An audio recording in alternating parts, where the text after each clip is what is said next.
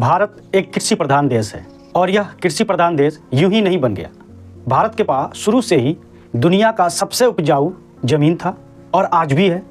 जैसे गंगा यमुना दोआब, कृष्णा कावेरी दोआब, और यह ईश्वर की कृपा है कि इतने उपजाऊ जमीन भारत में है। लेकिन भारत सरकार भारतीय कृषि की क्षमता को न जान पा रही है और ना ही उसको बढ़ा पा रही है। भारतीय कृषि की इतनी क्षमता है कि वो अपने दम पर भारत को विकसित राष्ट्र बना सकती है। अगर इस कृषि का सही उपयोग किया जाए, इसमें पैसे और टेक्नोलॉजी का प्रयोग किया जाए, तो यह अकेले ही भारत को विकसित राष्ट्र बना सकती है। इतना पोटेंशियल है भारतीय कृषि क्षेत्र में। लेकिन सरकार की यह नासमझी है कि जो उसके पास है उस पर तो ध्यान नहीं दे रही है, लेकिन जो उसके पास नहीं है उस पर वह फोकस कर रही है। जहां दुनिया भर के देश अपने कृषि क्षेत्र को प्राथमिकता दे रहे हैं और उत्पादन बढ़ाने पर पूरा अपना ध्यान दे रहे हैं। चाइना, अमेरिका, रसिया, इन देशों में तो उत्पादन भारत से कई गुना है और इसका श्रेय वहाँ की सरकार को जाता है। वहाँ उन्होंने बड़े बड़े कैनाल बनाए, कृषि सब्सिडी दी, किसानों को मार्केट की सुविधा दी, यंत्र उपलब्ध कराए और उन्हें अंतर्राष्ट्रीय मार्केट का हिस्सा भी बनाया। लेकिन वहीं भारत में कृषि और किसान लगातार हाशिए पर चलते जा रहे हैं। इस बजट को भी देखते हुए ऐसा ही लग रहा है कि कृषि और किसान दोनों ही सरकार की प्राथमिकता नहीं है। जहां अमेरिका, यूरोप, चाइना और रूस जैसे देश अपने किसानों को बजट का एक बड़ा हिस्सा दे रहे हैं, वहीं भारत में बजट घटाकर 3.38 से 3.04% कर दिया गया। भारतीय कृषि वैसे ही ग्लोबल वार्मिंग और क्लाइमेट चेंजिंग का प्रकोप झेल रही है। ऐसे में बजट कम कर देना यह कृषि और किसान पर एक वज्रपात जैसा है। किसी भी देश के किसान को सबसे ज़्यादा चिंता और ज़रूरत होती है उसके फसलों पर मिलने वाले मूल्य की। MSP वह दर होता है जो सरकार तय करती है और उस दर पर सरकार किसानों से फसल खरीदती है।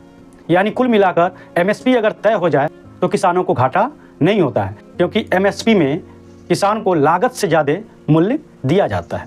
लेकिन इस बजट में MSP पर कोई बात ही नहीं हुई। इस बजट में उर्वरक सब्सिडी को कम करने की बात की गई है। सरकार ने कहा ऐसा इसलिए करना जरूरी है ताकि राजस्व घाटा को कम किया जा सके। इसका मतलब है यह भारत में उर्वरक संकट उत्पन्न होने वाला है, क्योंकि उर्वरक यानी फर्टिलाइजर अब महंगे दामों पर मिलेंगे, विशेषकर यूरिया। पिछले सीजन में तो आप लोगों ने यूरिया का संकट देखा ही, इस बार वह संकट और विकराल होगा। और जब फर्टिलाइजर यानी खाद महंगा होगा तो लागत भी महंगा होगा, और जब लागत महंगा होगा तो किसान लागत में कटौती करेंगे, उर्वरक में कटौती करेंगे, जिससे उत्पादन कम होगा और परिणाम स्वरूप किसानों की आमदनी कम होगी। और साथ ही साथ खाद्य संकट भी उत्पन्न होगा जो खाद्य सुरक्षा को कमजोर करेगा। वैसे भी दुनिया में सबसे बड़ा संकट भुखमरी का है और भारत जैसे देश में भुखमरी एक बहुत बड़ी समस्या है। लेकिन सरकार के इस कदम से भारत में भुखमरी और बढ़ेगी। खाद्य फसलों के दाम तो बढ़ेंगे ही बढ़ेंगे और लोगों की थाली में खाद्य पदार्थ भी कम हो जाएंगे, जिसका प्रभाव स्वास्थ्य पर भी पड़ेगा।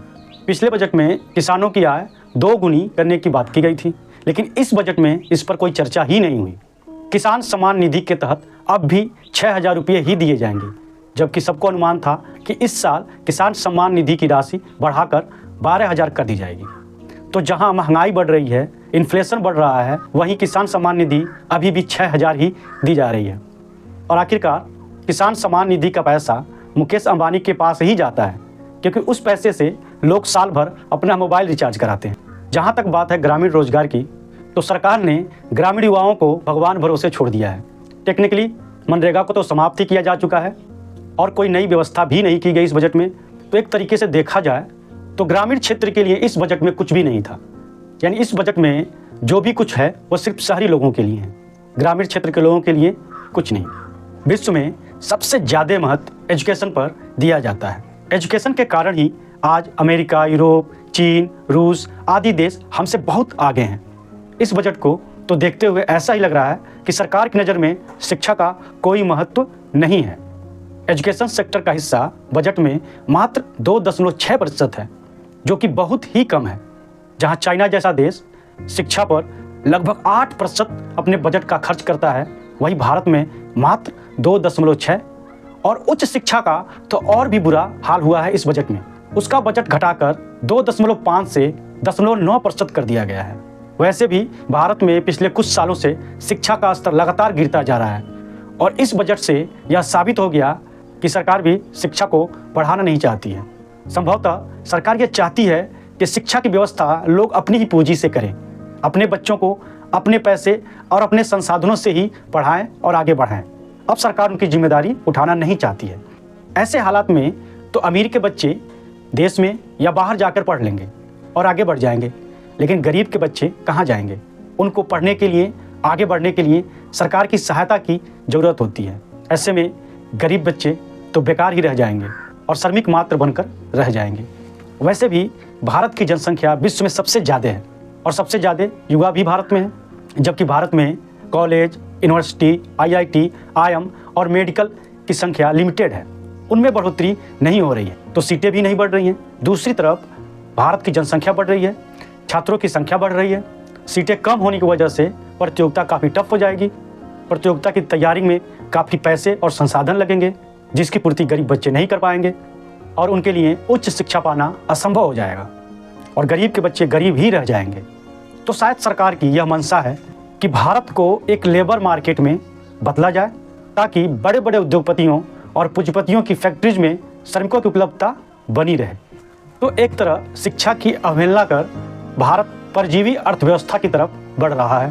भारत में लोगों के स्वास्थ्य तो पहले ही भगवान के भरोसे थी, लेकिन इस बजट के बाद ऐसा लगता है कि सरकार ने भी हेल्थ सेक्टर को भगवान भरोसे ही छोड़ दिया है। सबसे चौंकाने वाली बात यह है कि जहां अमेरिका जैसे देश अपने बजट का लगभग 19 से 20% हिस्सा स्वास्थ्य क्षेत्र पर खर्च करता है, वहीं भारत में बजट का हिस्सा 2% से भी कम है। दवाइयों की बिल, हॉस्पिटल के बिल की मार मिडिल क्लास नहीं झेल पा रहा है, तो गरीब कैसे झेल पाएंगे? पैसे की कमी की वजह से छोटी छोटी बीमारियों से गरीब मर जाते हैं।